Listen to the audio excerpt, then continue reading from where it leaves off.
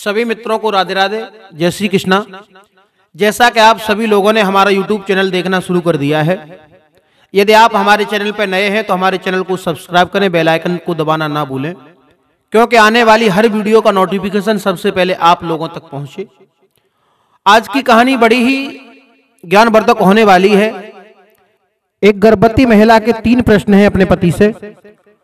वो उसका पति एक कहानी के माध्यम से उन तीनों प्रश्नों का जवाब देगा। आज की कहानी बड़ी ही शिक्षाप्रद है, इसलिए निवेदन है जो लोग आधा अधूरा वीडियो देख करके छोड़ देते हैं, उन्हें आधा अधूरा ज्ञान होता है और आधा अधूरा ज्ञान हमेशा खतरनाक साबित होता है। इसलिए हो सके तो वीडियो के अंत तक बने रहें।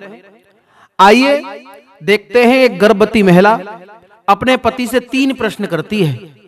पहला प्रश्न करती है, हे महाराज, इस संसार में सबसे बड़ा दान कौन सा है? दूसरा प्रश्न करती है पति महाराज से, महाराज, दूसरा प्रश्न यह है कि संसार में सबसे बड़ा धर्म कौन सा है? और तीसरा प्रश्न करती है कि संसार में सबसे बड़ी शक्ति कौन सी है? जी हाँ मित्रों, यदि आप हमारे चैनल पर नए मेहमान बन के आए हैं तो हमारे चैनल को सब्सक्राइब जरूर कर दें, क्योंकि आपका एक सब्सक्राइब हमारे लिए बहुत ही उत्साहवर्धक होता है। मित्रों, उसका पति कहता है, हे भद्रे, इन तीनों प्रश्नों का जवाब मैं तुम्हें एक कहानी के माध्यम से दूंगा। ध्यान पूर्वक सुने।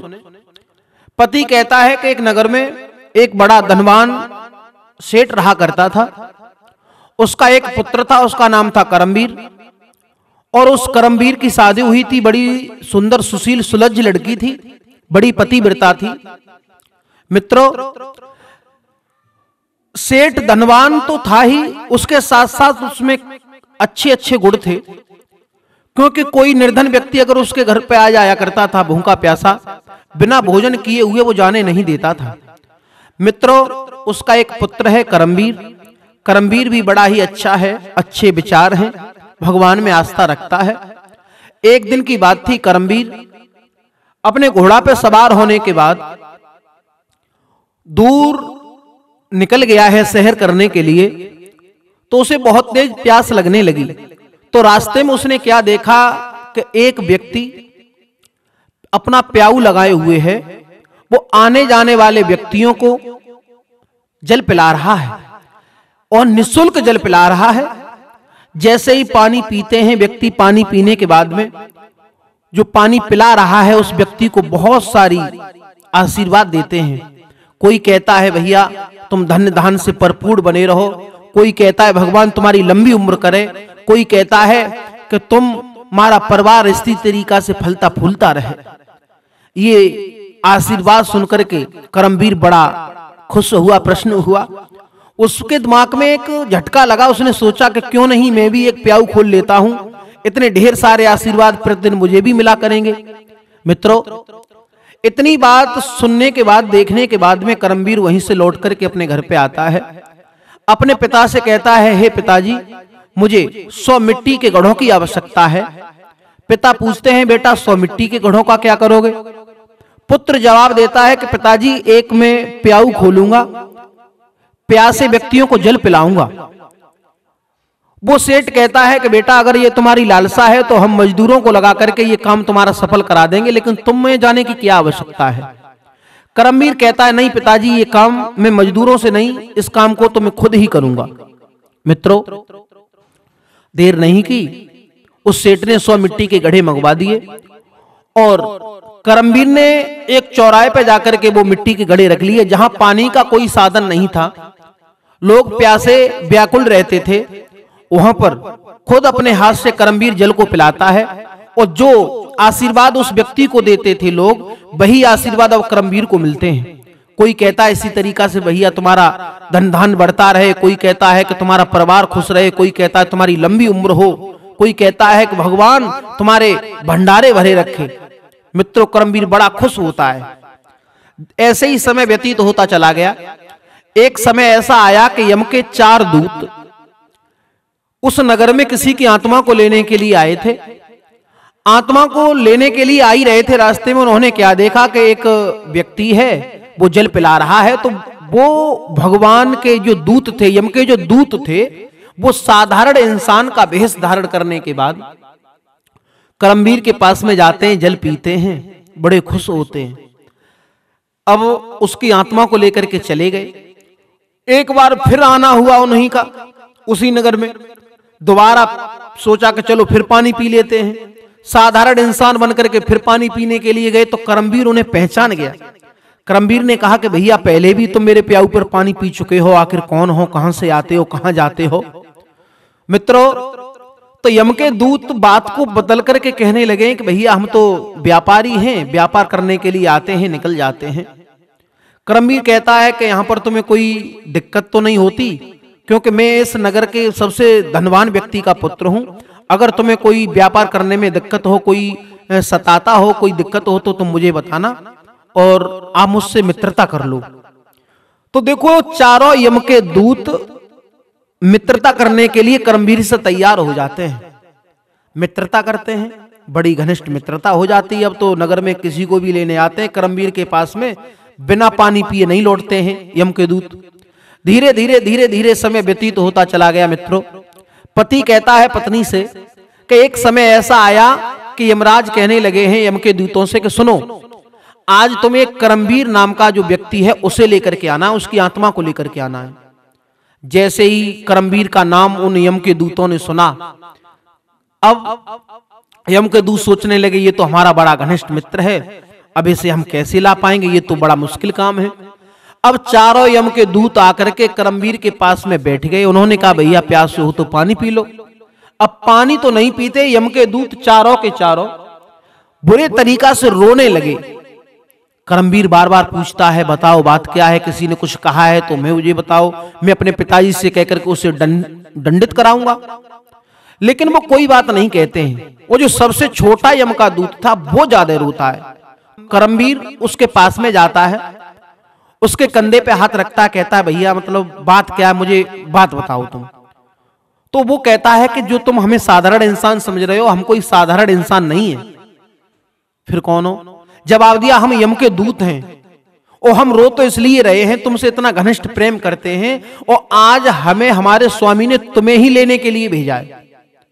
एक बार तो करमवीर को झटका लगता है, लेकिन करमवीर अपने आप को संभालता है, कहता है कि अरे मैं मौत से डरता नहीं हूं। करमवीर कहता है जो इस संसार में आया है उसे जाना तो है ही है, क्योंकि जो आंखों के सामने पर दिखाई दे रहा है उसे एक न एक दिन मित्रों मिटना जरूर है। मिटता वही नहीं है जो दिखाई नहीं देता है। करमवीर से छोटा जो यम का दूत था वो ये कहता है कि स्वामी ने आदेश दिया है कल 12 बजने में 10 मिनट पहले, यानी 11:50 पर मैं तुम्हें सर्प बनकर के डसूंगा और कल तुम्हें हम लेकर के जाएंगे। मित्रों, करमवीर कहता चलो कोई बात नहीं, तुम्हारा कर्म है, तुम अपने काम को करना और मैं चलने के लिए तैयार हूं। मुझे इस बात का कोई शंका नहीं, कोई डर नहीं, कोई भय नहीं है।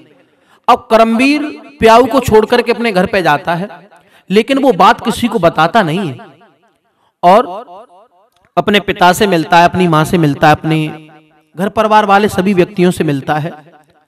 अब जैसे ही 11:40 हो ही पाए थे, 10 मिनट शेष रह गए थे। करमवीर सोचता है कि चलो अब 10 मिनट शेष रह गए, चल करके मैं अपनी पत्नी से भी मिल लेता हूं। अब करमवीर जैसे ही छत पर ऊपर चढ़ ही रहा था तो क्या देखा कि जो सबसे छोटा यम का दूत था वो सर्प बनकर के सीढ़ियों पर लेट गया। करमवीर समझ गया कि यही यम के दूत हैं, वही हैं जो मुझे लेने के लिए आए हैं।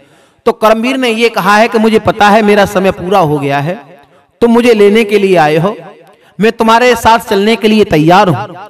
लेकिन छुपके से उसकी पत्नी ये सारी बात सुन लेती है कि अब हमारे पति का अंतिम समय आ गया है, हमारे पति को ये यम के दूत लेने के लिए आए हैं।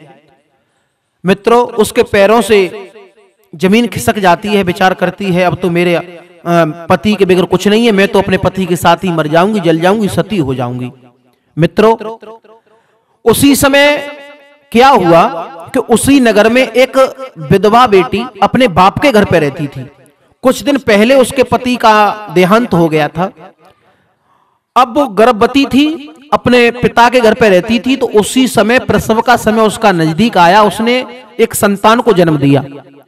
संतान को जन्म देने के बाद मित्रों, अब बेटी अपने पिता से कहती है कि पिताजी मुझे बहुत तेज भूख लग रही है, मुझे कुछ खाने के लिए दे दो। पिता कहता है कि बेटी हमारे ऊपर इतनी गरीबी है, हमारे पास में कुछ नहीं है, मैं भीख मांग मांग करके 2 वक्त की रोटी मुश्किल से जुटा पाता हूं। तो उसकी बेटी कहती है कि पिताजी अगर तुम मुझे खाने के लिए कुछ नहीं दोगे तो मैंने जिस संतान को जन्म दिया है मैं उसे ही खा जाऊंगी, क्योंकि मुझे बहुत तेज भूख लगी है। अब पिता पे नहीं रुका गया। पिता कहता है कि तुम थोड़ी देर धीरज रखो, मैं तुम्हारे लिए भोजन लेकर के आता हूं। मित्रों, अब वो पिता भोजन की तलाश में जैसे ही नगर में जाता है, भोजन मांगता है, कोई कह देता है अरे जा जा, ये तो रोजाना का इसका धंधा है, ये तो रोजाना मांगने के लिए आ जाता है।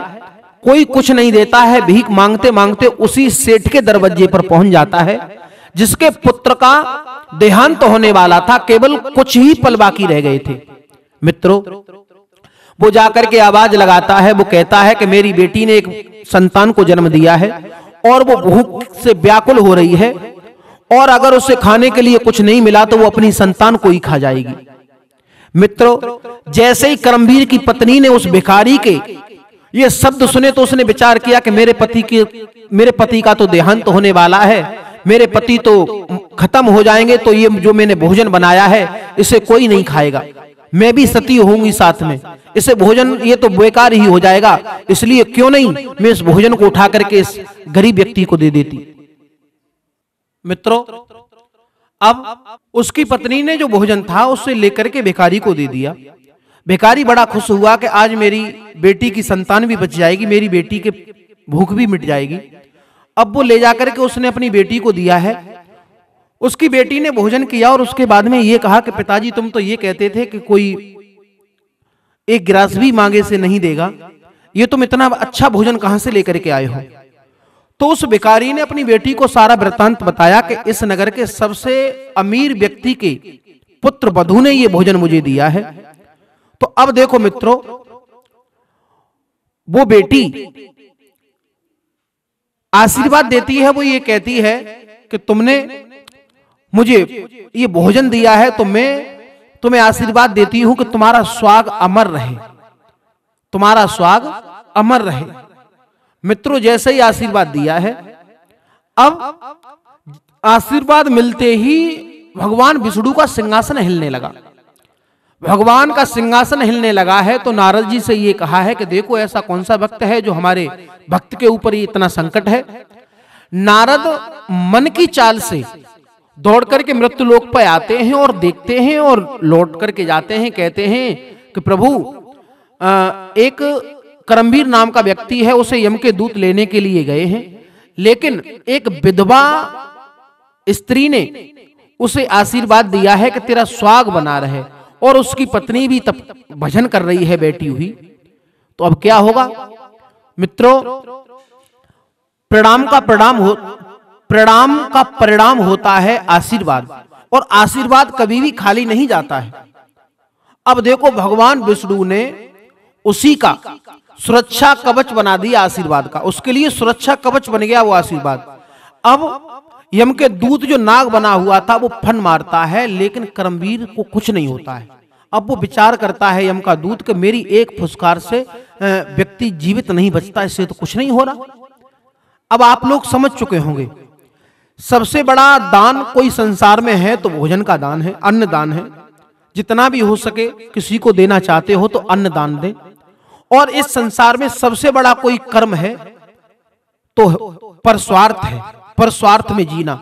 गोस्वामी तुलसीदास जी भी कहते हैं कि परहित सरस धर्म नहीं भाई, दूसरों के काम आना, दूसरे के दुख में दुखी हो जाना, दूसरे की सहायता करना, इससे बड़ा कोई कर्म नहीं है। और अन्न से बड़ा कोई दान नहीं है, भोजन से बड़ा कोई दान नहीं है, और सबसे बड़ी शक्ति है आशीर्वाद। मित्रों, तो जितना भी हो सके तो हम ऐसे कर्म करें क्योंकि अगले व्यक्ति का हमें आशीर्वाद मिले, किसी की बद्दुआ ना मिले। इसी के साथ ही साथ मैं आप सभी लोगों से विदा लूंगा और मिलते हैं किसी नई वीडियो के साथ में। आपसे निवेदन है हमारे चैनल को सब्सक्राइब कर दें, बेल आइकन को दबा दें, जिससे कि आने वाली वीडियो का नोटिफिकेशन आप लोगों तक पहुंचे। ये कहानी आपको बड़ी ही शिक्षा देने वाली है। इस कहानी का अपने जीवन में अमल करें। सभी भाइयों को राधे राधे, जय श्री कृष्णा।